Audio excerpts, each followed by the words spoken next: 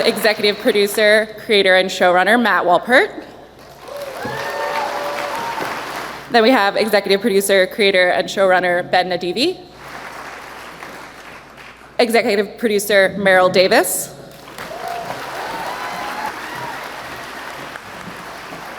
Executive producer and creator, Ronald D. Moore.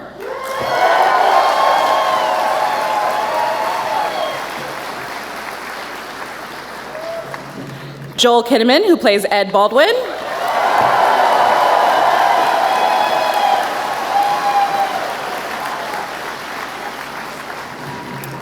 Chris Marshall, who plays Danielle Poole.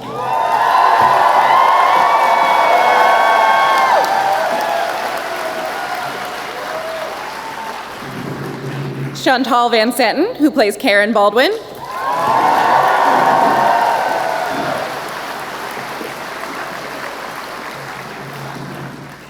Wrenn Schmidt, who plays Margot Madison.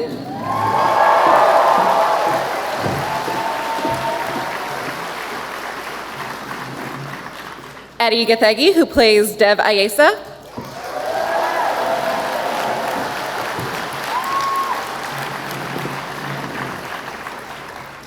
Coral Pina, who plays Alita Rosales.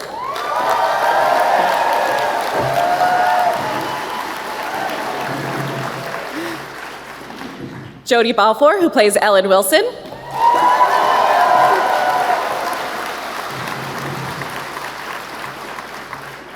Casey Johnson, who plays Danny Stevens.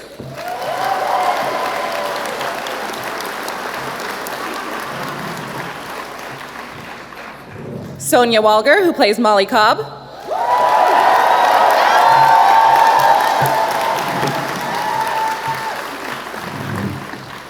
And Cynthia Wu, who plays Kelly Baldwin.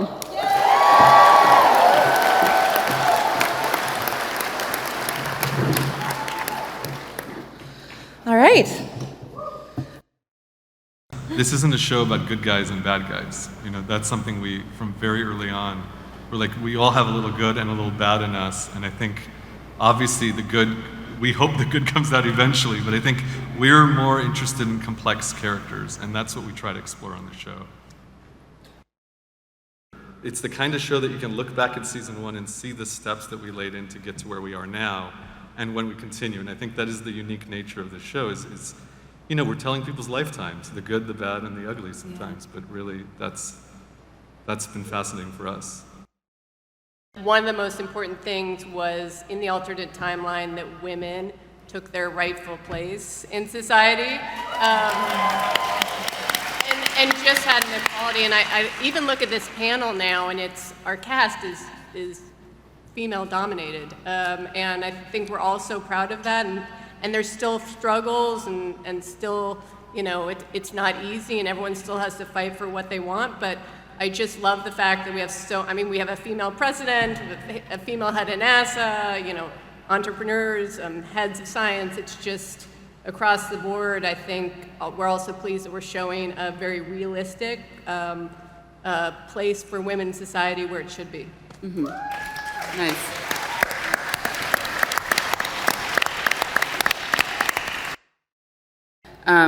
It's awesome. It's really cool to get to have those conversations like Danielle has with Ed, where she's in season 2, where she's like, it's not enough for me to just have gone to Jamestown. I need to command a mission. And we see it again in season 3, where Danielle is fighting like hell to be the first to go on Mars. And even when Ed is given the job over her, and she says, like, if you slip up for 1 second, I'm gonna be there to sweep the leg, and she swept the leg. But that experience of me, Chris, getting to play a character who is like, has agency in her life and is taking her life into her own hands and asking for what she wants. I'm so inspired by that, and I'm so grateful that these guys have created this world where a woman can be this sort of billionaire tycoon with the first hotel on the moon and in orbit, and the head of the NASA agency and the leader of the free world. And I just think that if we can I think that television can be sort of an ideal of what the world can be like, and if we can represent how women can empower themselves and what they look like in leadership positions, even if it affects the real world just a little bit, then we've done our work. Walking into Mission Control every year, or into NASA every year, I'm just like, stop, y'all. Stop, this is so good. This is so good. Ben and I had this conversation of like, how much do we actually change and how much do we think that we change? And kind of playing with that each season is so interesting, especially for Karen, because of course on the outside it seems like she's changed so much, but sometimes I think she's just evolving more into who she's always been and being her more authentic self that she denied. You asked me how was it like to join the show. Like, this is the fam, For All Mankind, FAM, they're a family.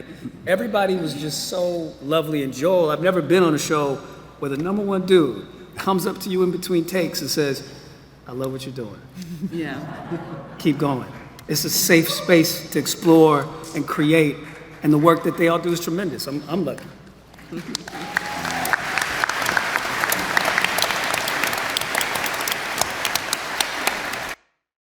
I had a blast. I love action movies personally, and so when Seth, our producer, called me and said, we're gonna put you up in stunts and wires and give you time to practice flying in zero G, I was so excited. I went out and bought my own stunt pads, and I was like, harness me up, I wanna live up here. It was so exciting to finally, step into the shoes of an astronaut. When you're on a show, it's a lot of eyes, and all of a sudden you see that, like, okay, this is my chance to really show what I can do. I think the fear that comes in is also that, if you get material that really could make you fly, and what if you fail? It's a scary thing to really get an opportunity, and this season Casey really got an opportunity, and it was very cool to see how he worked through his fear and then really murdered it.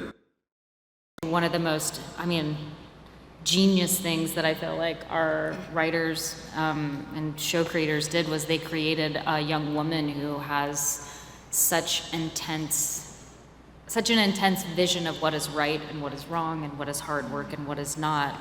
And when she looks at her mentor and just feels utterly betrayed by what he did in pursuit of science, she kind of draws a line in the sand, but that line in the sand kind of backs her into a corner throughout season 2 and into season 3, because she says, I will never step over this boundary. And then the choice is, do I betray my country and my space program in order to not step over this boundary and have innocent people die?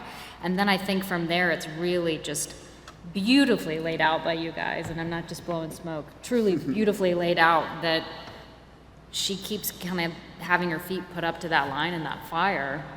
And it's all the more painful when it involves this relationship. I think our story reminds you, like, it is aspirational in that way, because in any place where there's been loss, grief, setback, there has been room for progress and change and growth exponentially, whether it's in technology, space, personal character stories, and to live in that world where we can see personal choices or bigger company choices that might be perceived as a failure and yet overcome to progress, and that it isn't always about winning, that moves things forward, is a really good lesson that we can each take into the world today. Mm-hmm. We're going to the 2000s. We have an official season 4 pickup.